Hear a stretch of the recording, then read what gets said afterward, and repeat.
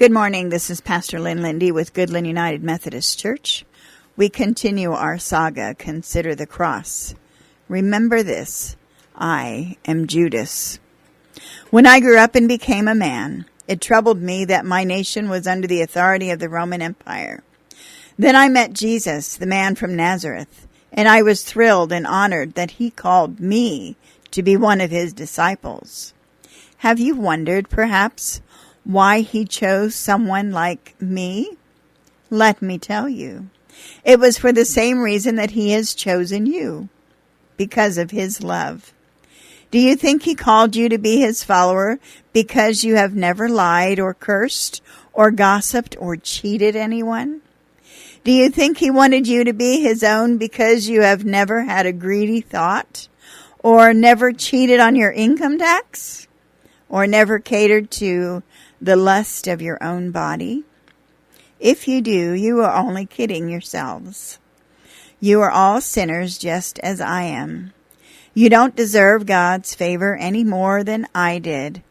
It is the same God who in mercy and love calls you, as it was who called me. But if you learn from my experience not to reject the grace of God, it will be to your eternal benefit. So let me tell you what happened. The road from disciple to betrayer was a gentle, easy path to follow. It led downhill all the way. That's how sin works, you know?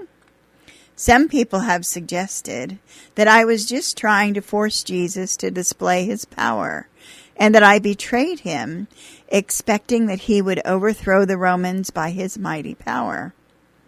But it was another kind of power that led me astray. It was my love of money.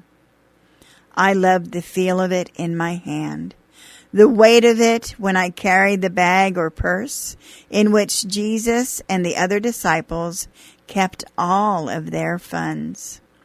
Every day I lived with the temptation to take some of that money for myself.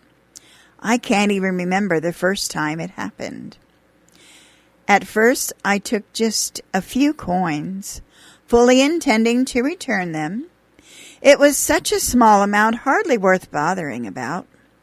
Besides, I did have the extra work and responsibility as treasurer for the group, and I had given up a lot to follow Jesus. As I think about it now, I suppose that's exactly what the devil wanted me to think.